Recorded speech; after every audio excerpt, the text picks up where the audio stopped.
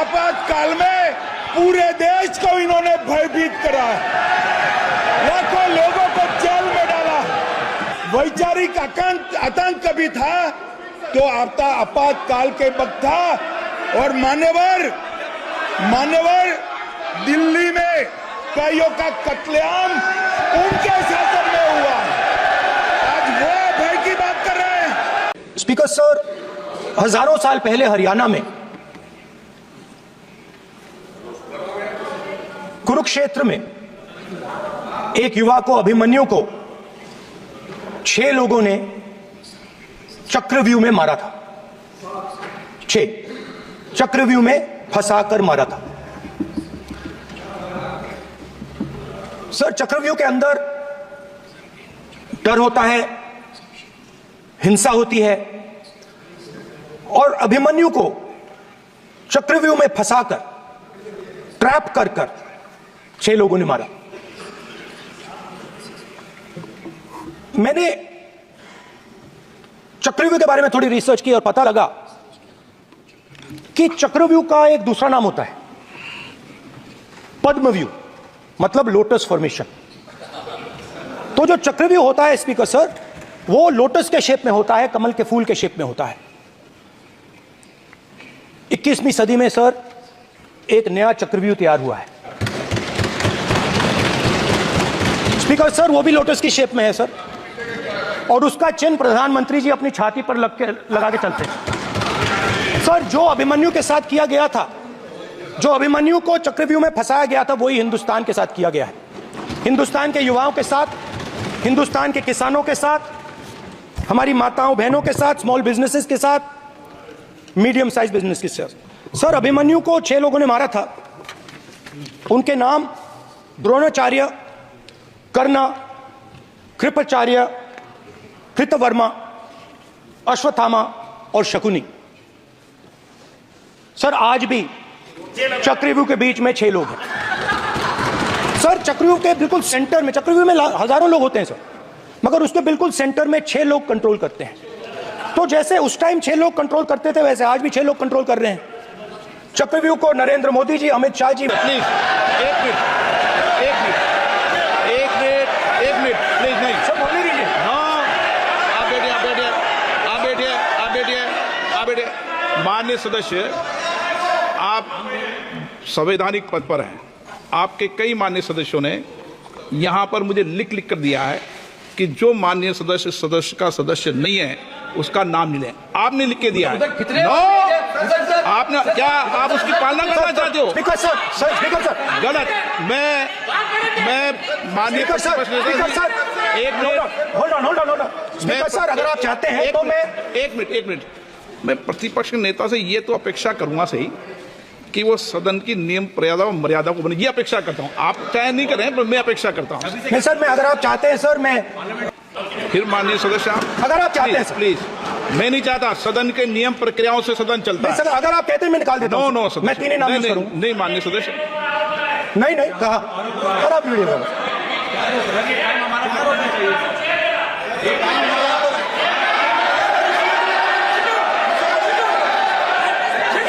आप मत उठिए सब, प्लीज। या आप समझाइए। हाँ, आप Speaker sir, the Chakravyu that has captured India has 3 forces behind it. First is the idea of monopoly capital, that 2 people should be allowed to own the entire Indian wealth. So one element of the Chakravyu is coming from the concentration of financial power. The second element, sir, मैं budget को explain कर रहा हूं sir, मैं आ रहा हूं, वहीं आ रहा हूं sir. So one element is financial power. The second element is the institutions, the agencies, CBI, ED, Income Tax Department of this nation, and the third is the political executive. Speaker sir, these 3 together are at the heart of the Chakravyu, and they have devastated this country. Speaker sir, my expectation was that this budget would weaken the power of this Chakravyu, that this budget would help the farmers of this country, would help the youth of this country, would help the laborers, the small businesses of this country. But what I have seen is that this budget, the sole aim of this budget, iski jo niyat hai, it is to strengthen this framework, the framework of big business, monopoly business, the framework of a political monopoly that destroys the democratic structure, and finally the framework of what one can call the deep state or the agencies. And the result of this has been the first पहला काम इस चक्रव्यूह ने क्या किया, जो हिंदुस्तान को रोजगार देते हैं, स्मॉल एंड मीडियम बिजनेसेस हैं, जो करोड़ों युवाओं को रोजगार देते थे, उन पर इस चक्रव्यूह ने आक्रमण किया। कैसे किया? नोटबंदी, जीएसटी और टैक्स टेररिज्म। आप लोग आतंकवाद की बात करते हो, पूरे देश में अगर कोई भी व्यक्ति छोटा बिजनेस चलाता है तो रात को उसको फोन कॉल आता है इनकम टैक्स डिपार्टमेंट से, जीएसटी से, और टैक्स टेररिज्म का वो शिकार बनता है। इस टैक्स टेररिज्म को रोकने के लिए बजट में आपने कुछ नहीं किया है। तो टैक्स टेररिज्म के कारण और ये जो आपकी नीतियां हैं, जो आपने कोविड के समय बड़े बिजनेसेस की मदद की और जो स्मॉल एंड मीडियम बिजनेसेस थे उनको खत्म किया, उसके कारण आज हिंदुस्तान के युवाओं को रोजगार नहीं मिल सकता है। बिल्कुल एक युवा को रोजगार नहीं मिल सकता है। अब फाइनेंस मिनिस्टर बैठी हैं, अब युवाओं के लिए आपने क्या किया? बजट में आपने इंटर्नशिप प्रोग्राम की बात करी, और यह शायद एक मजाक है, क्योंकि आपने कहा कि ये इंटर्नशिप प्रोग्राम सिर्फ हिंदुस्तान की 500 सबसे बड़ी कंपनियों में होगा, और 99% जो हमारे युवा हैं उनको इस इंटर्नशिप प्रोग्राम से कुछ लेना देना नहीं, कोई फायदा नहीं होने वाला है। तो आपने पहले टांग तोड़ दी और उसके ऊपर आप बैंडेड लगाने की कोशिश कर रहे हैं। दूसरी तरफ आपने आपकी नहीं मानते सर, ये रनिंग कमेंट्री कर रहे हैं सर। दूसरी तरफ पहली बार सेना के जवानों को आपने अग्निवीर के चक्रव्यूह में फंसाया। सही बात। इस बजट में अग्निवीरों के पेंशन के लिए 1 रुपया नहीं है। आप अपने आप को देशभक्त कहते हो, मगर जब अग्निवीरों की मदद करने की बात आती है, जवानों को पैसा देने की बात आती है, तो बजट में आपको 1 रुपया नहीं दिखाई देता। उनकी पेंशन के लिए 1 रुपया आपने नहीं दिया, तो उनको आपने अग्निवीर के चक्रव्यूह में फंसाया।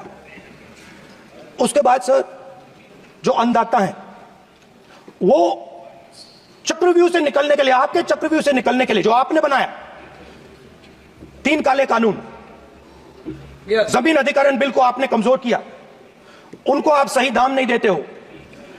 इस चक्रव्यूह से निकलने के लिए उन्होंने आपसे सिर्फ एक चीज मांगी है, 2 चीजें नहीं मांगी है, सिर्फ एक चीज मांगी है। उन्होंने कहा है कि हमें लीगल गारंटीड एमएसपी देना। आपने उनको बॉर्डर पे बंद कर दिया, रोक दिया, आज तक रोड बंद है।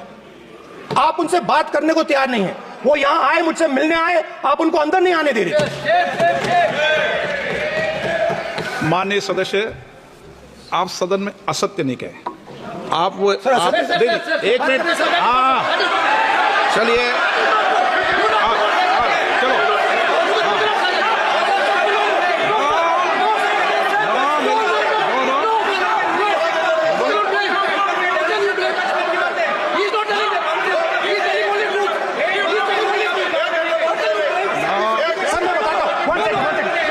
सर मैं आपको बताता हूं सर, 1 सेकंड सर, मैं आपको फैक्ट बताता हूं सर, जो मुझे 1 सेकंड, हाँ बता। मैं आपको फैक्ट बताता हूं, फिर आप मुझे करेक्ट कर दीजिए। स्पीकर सर, फार्मर्स का डेलीगेशन नहीं सर, मैं आपको फैक्ट बताता हूं। पर आपके माननीय सदस्यों को कह दें, वो सदन पर आरोप नहीं लगा है। रिपोर्ट से बोलता हूं मैं, बिना रिपोर्ट से नहीं बोलता हूं। बोलिए, उनको बोलने दीजिए, उनको बोलने दीजिए। बोले वो बताएं मैं बताऊंगा। Speaker sir, 1 second. Speaker sir, मैं आपको बताता हूं जो मुझे मालूम है। स्पीकर सर, मैं आपको बताता हूं। बैठिए। स्पीकर सर, हुआ क्या, वहां पे सर मुझसे मिलने एक फार्मर का डेलीगेशन आया। मुझे बताया गया कि फार्मर के डेलीगेशन को अंदर नहीं आने देंगे। मैं उनसे मिलने जब गया तब उनको अंदर आने के दिया गया था। सर ये फैक्ट है सर। अब पता नहीं कोई मिसकम्युनिकेशन हुआ, वो अलग बात है, बट फैक्ट ये है कि जब मैं मीडिया के साथ वहां गया तब दरवाजे पार्लियामेंट के, संसद के उनके लिए खुले, उससे पहले वो बंद थे। ठीक है। और ये आप उनसे भी पूछ लीजिए सर। प्लीज एक मिनट प्लीज। आपने विषय उठाया इसलिए मैं बोल रहा हूं। ऐसे तो सदन की व्यवस्थाओं पर सवाल नहीं उठाना चाहिए। किसको आने दें, 1 मिनट प्लीज बैठिए। किसको आने दें, किसको अलाउ नहीं करने दें, ये स्पीकर का जुडिक्शन होता है। नंबर 1, जब ये सूचना आई आप मिले, उनसे अंदर मिले, लेकिन उसमें एक सदन की मर्यादा का उल्लंघन हुआ कि कभी भी सदन में माननीय सदस्य के अलावा दूसरा कोई व्यक्ति बाइट नहीं दे सकता। और आपकी मौजूदगी में बाइट दी, ये क्लियर करना चाहता हूं। सर ये टेक्निकलिटी है सर, ये मुझे मालूम नहीं थी। कोई बात नहीं। But sir please no. माननीय यहाँ पे हीरोइंस आके बाइट ले रही है सर। आप मत बोलिए, आपके नेता बोल रहे हैं। तो स्पीकर सर, तो महिला आरक्षण आया तो ये आपको बेटे बेटे स्पीकर कमेंट्री सर, हम करने का चाहते अधिकार थे- नहीं है। माननीय प्रतिपक्ष नेता आपके बेटे बेटे सदस्य कमेंट्री कर रहे हैं, फिर वो कहते हैं कि लोग क्यों कमेंट्री कर तो रहे हैं। सर हम चाहते थे, हमारा एक्सपेक्टेशन था कि जो अन्नदाता है, जो सरकार से सिर्फ एक चीज मांग रहा है, लीगल गारंटीड एमएसपी। हमें लगता था कि ये कोई बड़ा काम नहीं है सर, ये इतना बड़ा काम नहीं है। हमें लगता था कि अगर सरकार बजट में इसका प्रोविजन कर देती, अगर बजट में इसका प्रोविजन कर देती, तो जो हमारे किसान हैं, जो चक्रव्यूह में, आपके चक्रव्यूह में फंसे हैं, वो निकल पाते। ये हमारी थिंकिंग थी। मगर आपने नहीं किया। तो मैं यहां इंडिया गठबंधन के तरफ से गारंटी देता हूं कि हम ये काम करके दिखा देंगे। जो आपने अपने बजट में नहीं किया, वो मैं हिंदुस्तान के सब किसानों से कहना चाहता हूं, गारंटीड लीगल एमएसपी हम इस सदन में पास करके आपको देंगे। स्पीकर सर, जो मिडिल क्लास है सर, वो प्रधानमंत्री को अच्छी बात बोलो।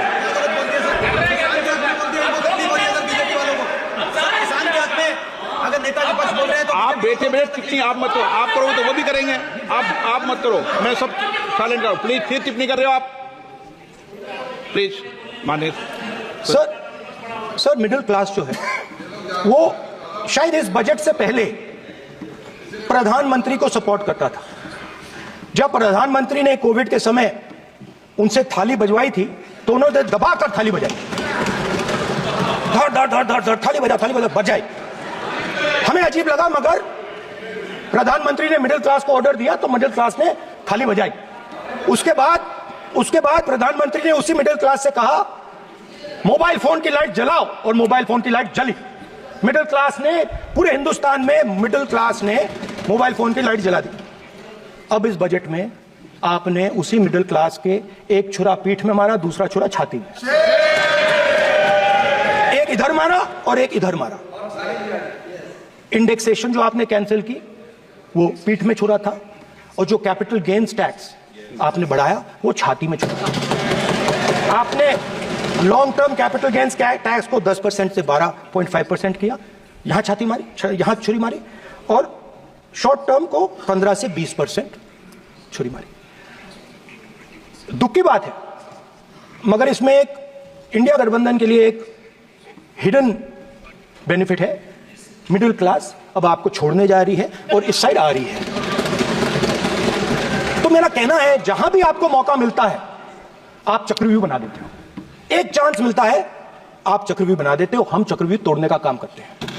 हमारे बजट में किसान का कर्जा माफ हुआ, चक्रव्यूह तोड़ा। मनरेगा हुआ, चक्रव्यूह तोड़ा।